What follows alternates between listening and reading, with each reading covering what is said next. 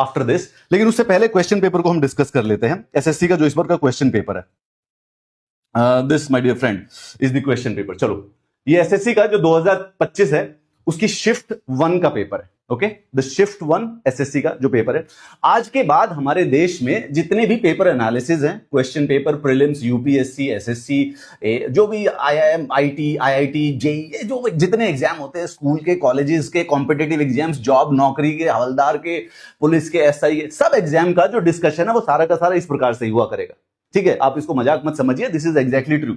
इससे क्या रहेगा, इससे एक तो पेपर लीक नहीं होगा, अभी हम पेपर का डिस्कशन भी कर लेंगे, एनालिसिस भी कर लेंगे, and more importantly the questions which are obviously the top secret confidential information according to SSC and other bodies, leak भी नहीं होंगे।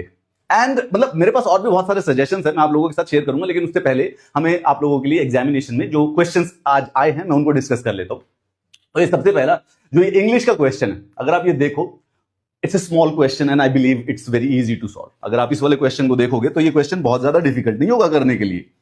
देखो क्या है कि एक क्वेश्चन में एक स्टेटमेंट आती है और उसके अंदर टोटल 4 ऑप्शंस आते हैं। ठीक है, अगर इन एक क्वेश्चन और 4 ऑप्शंस में से अगर आप सही वाली क्वेश्चन को सॉल्व कर दोगे तो ये हो जाएगा correct. This is what you have to do in this question. Now तो हम सारा का सारा डिस्कस कर लेते हैं।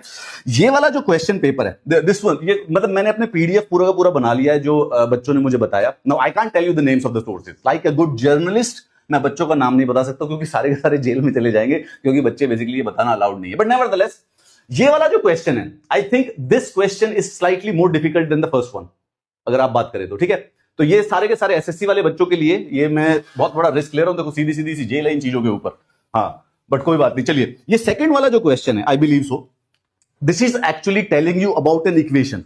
ये जो इक्वेशन है, this is telling you about an equation about the government, about the SSC, about the equity and about some corruption involve in this particular situation.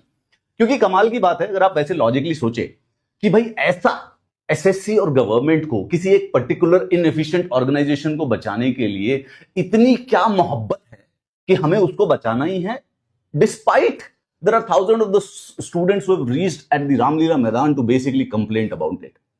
सो ये जो इक्वेशन है, इसको सॉल्व करने के लिए आपको थोड़ा सा एफर्ट लगेगा। और याद रखिएगा, एक सरप्राइजिंगली बात बताता हूं, इस इक्वेशन के भी जो आंसर्स हैं एसएससी के पेपर में, टोटल 4 में से एक आंसर सही देना था। अब आप कुछ भी कह सकते हो कि ये करप्शन है, ये इनएफिशिएंसी